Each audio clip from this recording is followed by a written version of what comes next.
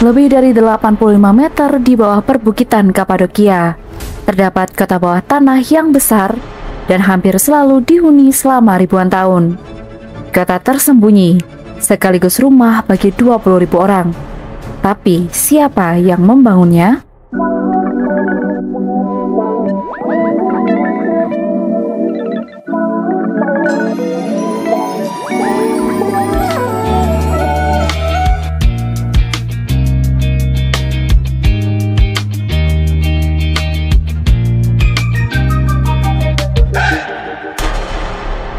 Kapadokia adalah wilayah kuno yang terletak di Turki Tengah Selatan atau Tenggara Angkara.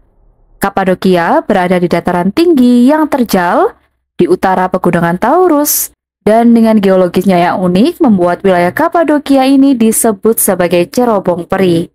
Kapadokia terkenal dengan hamparan batuan vulkanik lunak yang terbentuk oleh erosi dari gunung berapi selama jutaan tahun. Batuan itu menjadi beragam bentuk yang unik seperti menara, kerucut, lembah, dan juga gua. Beberapa batuan tersebut bahkan memiliki tinggi hingga 45 meter. Sebagai kota kuno, Kapadokia melewati beragam masa mulai dari masa Romawi, era Bizantium, hingga masuknya peradaban Islam. Alhasil, banyak bangunan bersejarah, seperti kastil, gereja, pun juga masjid di tempat ini. Serta terdapat banyak lokasi wisata yang bisa didatangi saat berkunjung ke Kapadokia, mulai dari menaiki balon udara hingga bertualang bersama kuda. Kapadokia juga mendapat julukan The Land of the Beautiful Horses atau Tanah Kuda yang Indah. Tapi sudahkah kalian mendengar situs bawah tanah kota Turki? Situs bawah tanah yang ditemukan di Kapadokia, Turki terkenal hingga seluruh dunia. Situs kota bawah tanah ini memungkinkan untuk menjadi tempat tinggal orang karena dibangun untuk melindungi penduduk kuno. Salah satu kota bawah tanah Kapadokia yang paling terkenal adalah Derinkuyu, yang dibangun pada era Bizantium ketika penduduknya melindungi diri dari kaum Muslim Arab selama Perang Arab Bizantium antara tahun 780 dan 1180. Kota ini terdiri dari banyak lorong dan gua yang digunakan untuk berbagai keperluan. Kota kuno Elengium ini atau yang sekarang disebut sebagai Derinkuyu terletak lebih dari 85 meter di bawah permukaan tanah dan mencakup 18 terowongan yang berbeda. Kota bawah tanah terbesar di dunia ini hampir selalu dihuni selama ribuan tahun dan terus berpindah tangan dari bangsa Persian, Persia, sampai umat Kristen dari era Bizantin. Situs ini juga dapat menampung hingga 20.000 orang, termasuk ternak dan juga stok makanan. Orang-orang yang berlindung di kota bawah tanah itu dapat tinggal beberapa bulan hingga situasinya dirasa aman. Namun sayangnya, kota tersebut akhirnya ditinggalkan pada tahun 1920 oleh orang-orang Yunani Kapadokia saat mereka mengalami kekalahan pada Perang Yunani-Turki. Mereka pun berbondong-bondong kabur ke Yunani. Kota ini memiliki 2 pintu batu besar yang dapat ditutup dari dalam jika dalam kondisi bahaya. Setiap lantai juga memiliki pintu sendiri dan dilengkapi dengan ruangan ekstra, termasuk untuk gudang penyimpanan anggur, kandang kuda, dan juga kapel. Meski para penghuninya terlihat bersembunyi, mereka tetap menjalani hidup sepenuhnya. Sama saja seperti yang mereka lakukan di atas permukaan tanah pada umumnya. Di kota ini terdapat gua-gua yang membentang ratusan kilometer dan diyakini ada lebih dari 200 desa kecil di bawah tanah.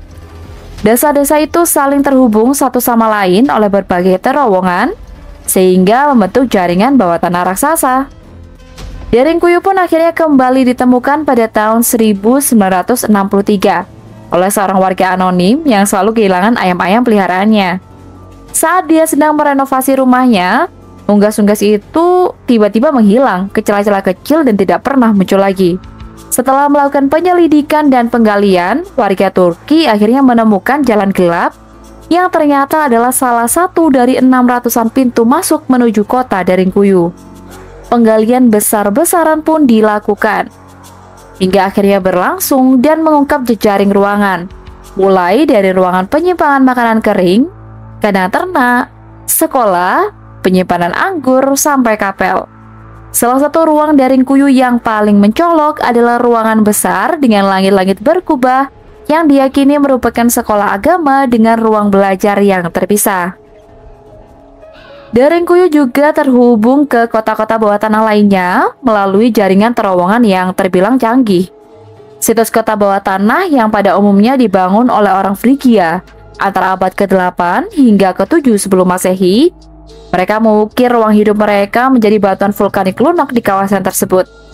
Kemudian selama era Romawi dan pergantian bahasa Frigia ke bahasa Yunani, penduduk Kristen saat itu terus bekerja di situs kota bawah tanah.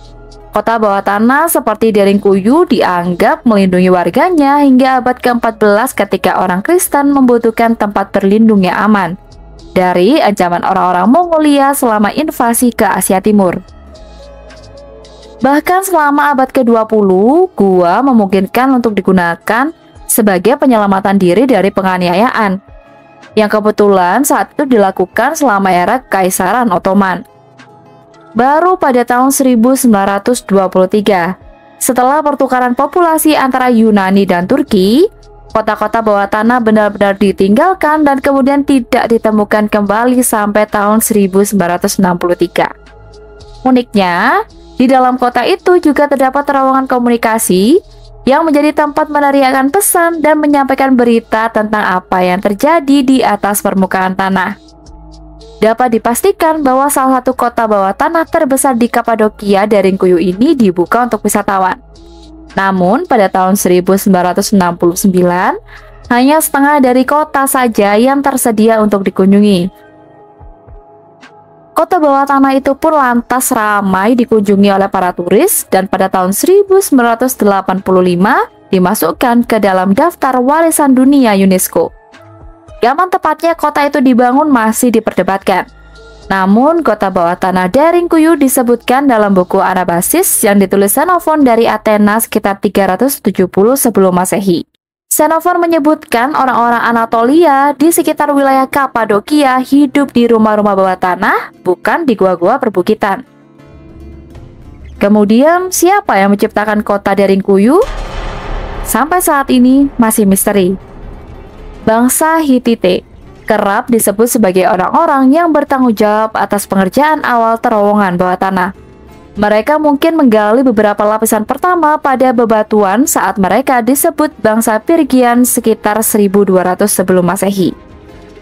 Hipotesa ini dikuatkan oleh fakta bahwa sejumlah artefak bangsa Hittite ditemukan di kota Daringkuyu.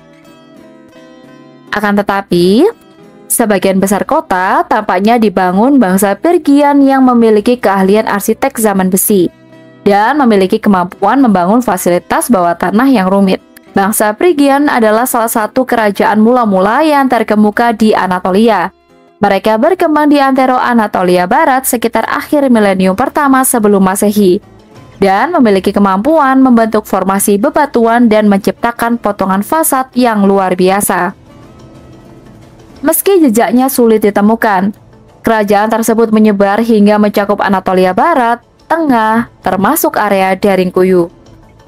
Awalnya, Daringkuyu amat mungkin digunakan sebagai tempat penyimpanan barang-barang. Tapi fungsi utamanya adalah sebagai tempat persembunyian sementara dari serangan bangsa asing, mengingat Kapadokia selalu dikuasai kerajaan kuat selama berabad-abad. Pergantian kerajaan dan imbasnya terhadap kawasan Anatolia menjelaskan pengubahan fungsi tempat persembunyian bawah tanah seperti Daringkuyu. Pada masa abad ke-7, ketika kerajaan Islam menyerang Kekaisaran Kristen Bizantin, tempat persembunyian ini digunakan sepenuhnya, walau bangsa Phrygian, Persia, dan Seljuk menghuni kawasan ini dan mengembangkan kota bawah tanah dalam abad-abad berikutnya. Populasi Daringkuyu pun mencapai jumlah terbanyak pada masa Bizantin. Saat itu, hampir sebanyak 20.000 orang tinggal di bawah tanah.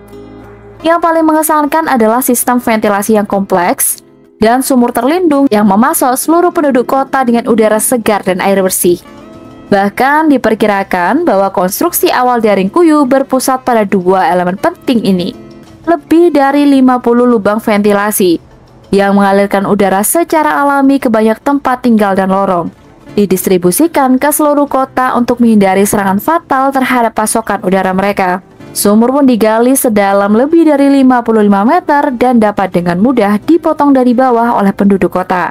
Dengan luas 445 km persegi, Derinkuyu hanyalah yang terbesar dari 200-an kota bawah di bawah dataran Anatolia. Lebih dari 40 kota kecil ini berada di 3 tingkat, atau lebih jauh di bawah permukaan. Banyak yang terhubung ke Derinkuyu melalui terowongan yang digali dengan hati-hati.